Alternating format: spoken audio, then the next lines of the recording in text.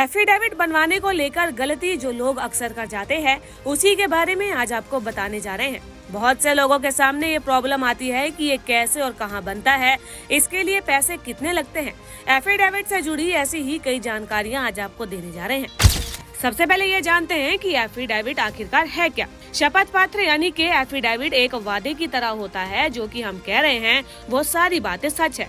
किसी भी व्यक्ति के द्वारा एफिडेविट के तहत की गई सारी बातें सच होने की घोषणा के बाद उस पत्र पर हस्ताक्षर किया जाता है। एफिडेविट एक लिखित बयान होता है जिसे किसी कॉम्पिटेंट अथॉरिटी जैसे कि नोटरी पब्लिक या मैजिस्ट्रेट के सामने वेरीफाई और शपथ लेकर प्रेजेंट किया जाता है। ये बयान कानूनी और प्रशासनिक मामलों में एविडेंस के रूप में एक्सेप्ट किया जाता है। पहले तो ये भी जान लीजिए कि शपथ पत्र में झूठी जानकारी देने की सजा क्या है। जो भी व्यक्ति जानबूझकर किसी भी कानूनी कार्यवाही के दौरान झूठी जानकारियों की गवाही देता है या झूठे सबूत पेश करता है, तो उसे कारावास यानी कि इम्प्रिजमेंट और जुर्माने की सजा से दंडित किया जा सकता है।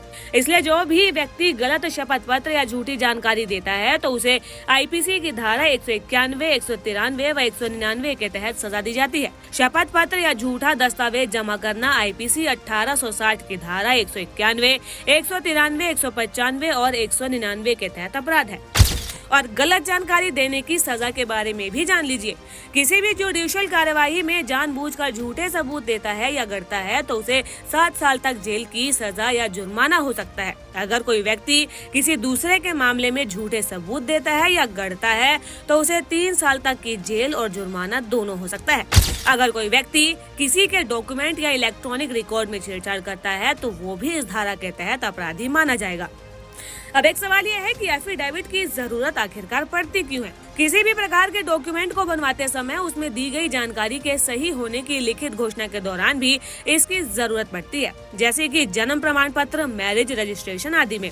ऑफिशियल ट्रांजैक्शन की बात कर ले तो इन मामलों में भी एफिडेविट दिया जाता है, जैसे कि पासपोर्ट के लिए, बीमा के लिए या फिर किसी प्रॉपर्टी को किसी और के नाम ट्रांसफर करने के लिए। फाइनेंशियल मैटर्स में भी एफिडेविट दिया जाता है, जैसे कि इनकम, एक्सपेंस या लोन से जुड़े मामलों में। और एफिडेविट देकर किसी भी मामले में दी गई जानकारी की रियलेबिलिटी को बढ़ा दिया जाता है। अब एफिडेविट बनवाते समय कुछ बातें हैं जिनका ध्यान रखना जरूरी है। एफिडेविट में सभी जानकारी सही हो और स्पष्ट होनी चाहिए। एक अच्छे वकील से सलाह ले ताकि एफिडेविट को सही तरीके से तैयार किया जा सके। एफिडेविट को समय पर दर्ज करें और सभी लीगल प्रोसेस का पालन करें।